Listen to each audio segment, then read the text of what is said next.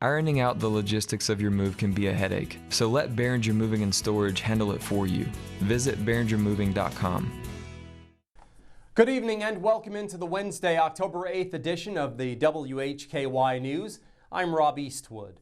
Topping our news today, a Statesville man who had been free on bond while awaiting trial on charges that he was responsible for a fatal crash was placed back in the Iredell County Detention Center. The crash occurred in June of 2022 and caused the death of a man and his 2 children and seriously injured 3 others. According to the Iredell Free News, Judge Troy Stafford increased 26-year-old Austin Ray Harmon's bond to $750,000 during a hearing in Iredell County Superior Court Tuesday morning. Harmon is charged with 3 counts of felony death by motor vehicle, 3 counts of serious injury by motor vehicle, DWI, and reckless driving.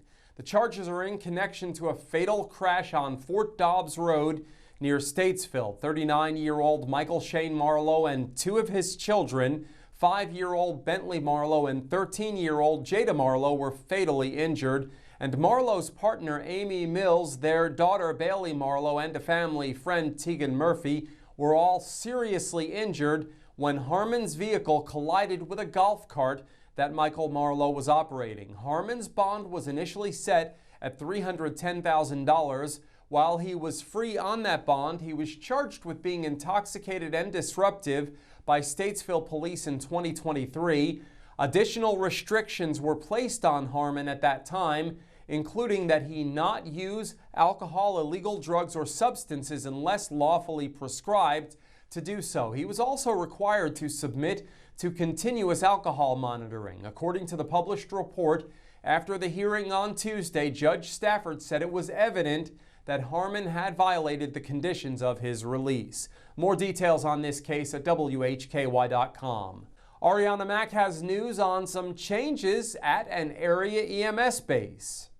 That's correct, Rob. Alexander County Emergency Medical Services announced the addition of a second ambulance to EMS Station 2 in response to a growing number of emergency calls in the southwest region of the county. A total of 8 paramedics are being hired to staff the new ambulance, which was put into service on September 15th. This strategic expansion will enhance response times, improve coverage, and provide additional resources for emergencies in the Bethlehem area, said Marty Pennell, chairman of the Alexander County Board of Commissioners. Over the past few years, Station 2 has experienced a steady rise in call volume, so the deployment of this new unit ensures the continuation of individuals receiving the high-quality, timely care they deserve. The new ambulance is staffed with highly trained paramedics and equipped with state-of-the-art technology capable of handling a wide range of emergencies.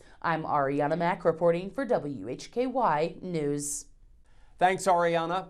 District Attorney Scott Reilly dropped by the WHKY studios today, and he discussed Iryna's law and some changes that are coming in the court system. Joining us, as he does each month here on WHKY News, is District Attorney Scott Reilly, who represents the 36th Prosecutorial District, Catawba, Burke, and Caldwell counties. Thank you so much for coming in. Thank you. So it's only been a couple of weeks, so we'll have a short turnaround, but there's always something to talk about in the DA's office, correct? Right, and I do have an update on what we did talk about last time. Right. Last time we talked about the House and Senate of North Carolina had passed House Bill 307, Iryna's law that addresses repeat offenders, people that need mental health evaluations, and quite frankly, the low bonds and cashless bonds that some magistrates have been setting around the state. When we talked last time, it was on Governor Stein's desk. He has since signed that as of this week. So hopefully that will address and hopefully improve the public safety by keeping repeat offenders and violent offenders in custody. We also are going to talk about enterprise justice. You'll have to explain that to me.